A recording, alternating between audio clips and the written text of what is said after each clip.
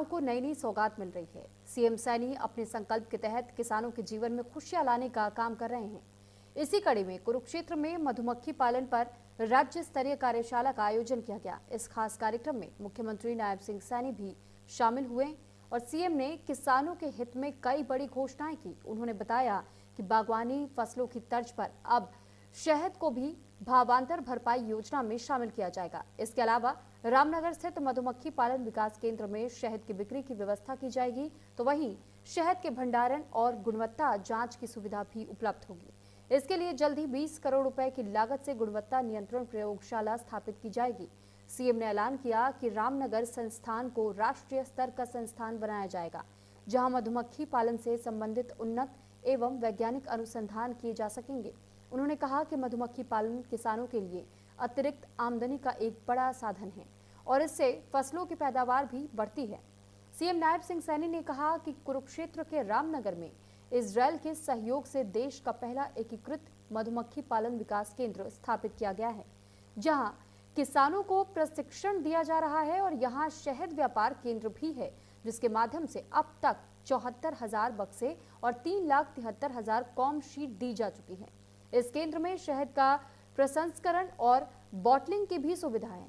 प्रदेश सरकार ने मधुमक्खी पालन नीति 2021 बनाई है, जिसके तहत वर्ष 2030 तक 7,750 मधुमक्खी पालक तैयार करने और 15,500 मीट्रिक टन शहद उत्पादन का लक्ष्य रखा गया है। मधुमक्खी के बक्सों, कॉलोनियों और उपकरणों पर 85% तक सब्सिडी दी जा रही है।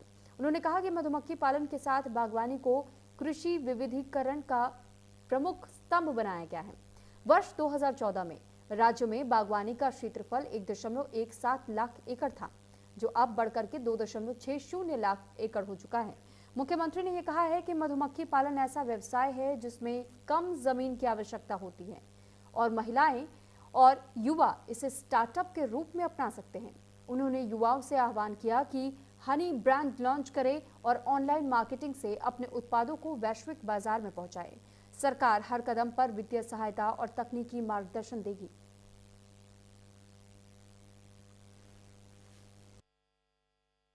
प्रधानमंत्री जी ने फसल बीमा योजना लागू की।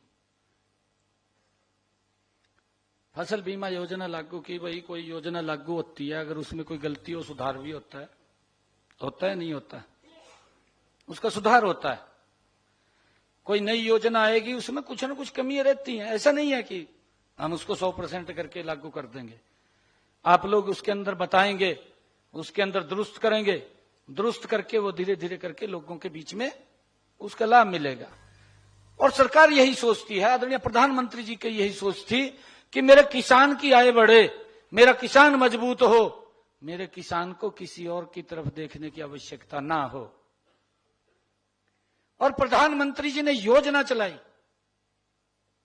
फसल बीमा योजना लागू की। हम भी देखते थे, हमने रिकॉर्ड निकलवाया, तो रिकॉर्ड के ऊपर बात आप भी जानकारी ले सकते हैं। कभी कहते भी झूठ बोल रहे हैं मुख्यमंत्री, ऐसा नहीं है, ये रिकॉर्ड की बात है। हमने 2004 से लेकर के 2014 रिकॉर्ड निकलवाया। भाई, किसान की फसल का अगर खराबा हुआ है तो कितना पैसा उसको पहुंचाया है सरकार ने, अगर उसकी फसल का खराबा हुआ है। ऐसा नहीं है कि पैसा पहुंचा नहीं पहुंचा। 1155 करोड़ रुपए 10 साल, 1155 करोड़ रुपए गया। किसान की फसल खराब हुई, किसान को जितना मुआवजा मिलना चाहिए था नहीं मिला, और ये बात बोलते हैं कि किसान की हालत खराब हो गई। आदरणीय प्रधानमंत्री जी ने फसल बीमा योजना लेकर के आए कि किसान की स्थिति को ठीक करना है। फसल बीमा योजना आई 2014 से आज 2025,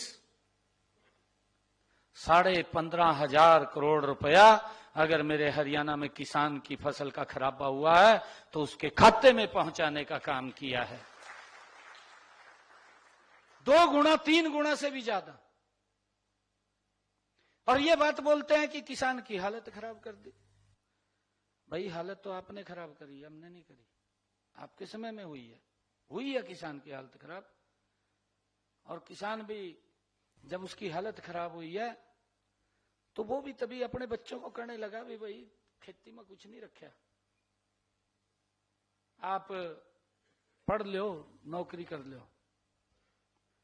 बच्चों का माइंड चेंज हुआ है, और माइंड चेंज हुआ है तो इसके कारण ये समस्या हमारे सामने खड़ी हुई है। अरे हमारा ये कृषि का साधन तो ऐसा था, मैंने कहा है, अगर सरकारी नौकरी लगा होता था उसका रिश्ता नहीं करते थे। कहा क्या पता क्या हो जाएगा, कहा सरकारी नौकरी वाले का रिश्ता नहीं करते थे। आपको मालूम है उस स्थिति के बारे में, परिवार में आकर के पूछते थे कि बच्चे के नाम कितनी जमीन आएगी, तब जाकर के रिश्ता होता था, नौकरी से रिश्ता नहीं होता था। उल्टा हो गया, हम सबके सामने है, हम देख रहे हैं। प्रधानमंत्री जी ने प्रधानमंत्री किसान सम्मान निधि किसानों के खाते में जब से ये चालू हुई है 7,000 करोड़ रुपया किसानों के खाते के अंदर पहुंचाया है। 7,000 करोड़ रुपया कोई छोटी रकम नहीं है ये। और इसी के साथ यहां रुक रहे एक छोटी सी ब्रेक के लिए।